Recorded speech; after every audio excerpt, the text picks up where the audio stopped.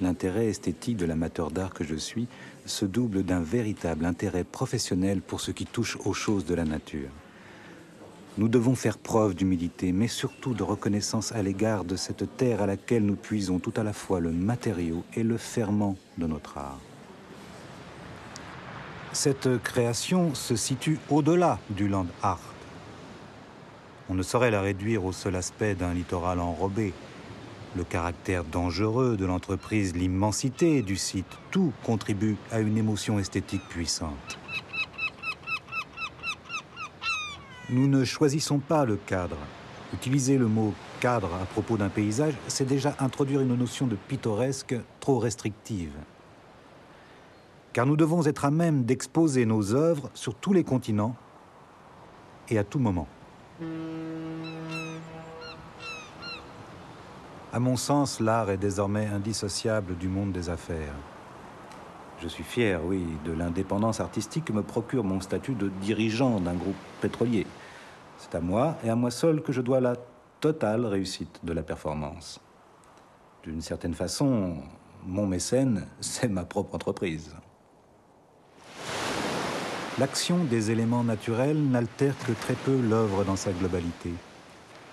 Il est fascinant de la voir s'incruster, de constater qu'elle résiste. Le caractère mortel de l'art total est à peine perceptible. Le monochrome m'attire. Je suis un militant du monochrome. Il tranche avec le côté versatile des couleurs marines. En fait, j'ai une passion pour le noir. Ce n'est pas une couleur, c'est une profondeur, une densité. J'aime travailler ce matériau. Il est riche. Il vient du ventre de la terre. Il y a une grande sensualité dans le pétrole brut. Il est à la fois tendre et ferme, onctueux et résistant. C'est formidable au moindre rayon de soleil. Il frémit, il vit, il s'écoule, se répand.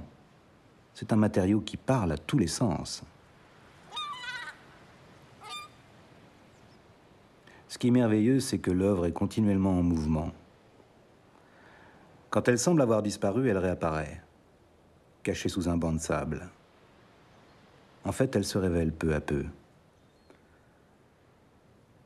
Et je pense à nos petits-enfants jouant sur une plage, exhumant ces vestiges enfouis de la fin du XXe siècle.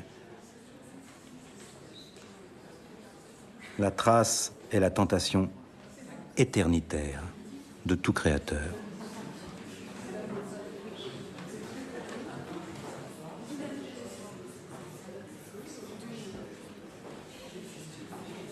Monsieur le Président, vous voulez quelques huîtres?